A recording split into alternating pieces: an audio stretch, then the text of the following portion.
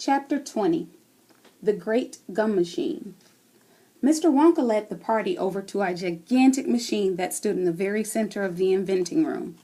It was a mountain of gleaming metal that towered high above the children and their parents. Out of the very top of it, there sprouted hundreds and hundreds of thin glass tubes, and the glass tubes all curled downwards and came together in a bunch and hung suspended over an enormous round tub, as big as a bath. "Here we go," cried Mr. Wonka, and he pressed 3 different buttons on the side of the machine. A second later, a mighty rumbling sound came from inside it, and the whole machine began to shake most frighteningly, and steam began hissing out of it all over. And then suddenly, the watchers noticed that runny stuff was pouring down the insides of all the hundreds of little glass tubes, and squirting out into the great tub below.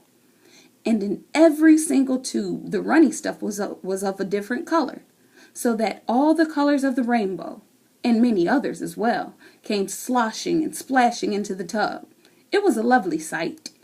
And when the tub was nearly full, Mr. Wonka pressed another button, and immediately the running stuff stopped running out of the tubes. The rumbling sound disappeared, and a whizzing, whirring noise took its place.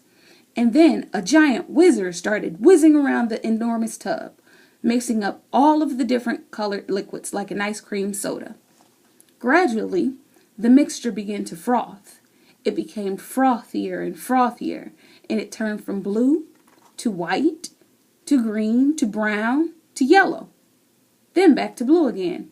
"Watch," said Mr. Wonka. Click went the machine, and the whizzer stopped whizzing.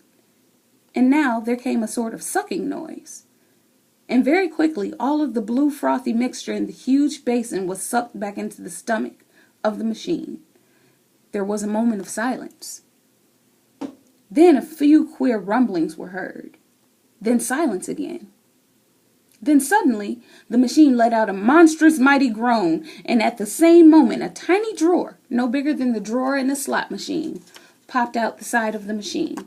And in the drawer there lay something so small and thin and gray that everyone thought it must be a mistake. The thing looked like a little strip of gray cardboard.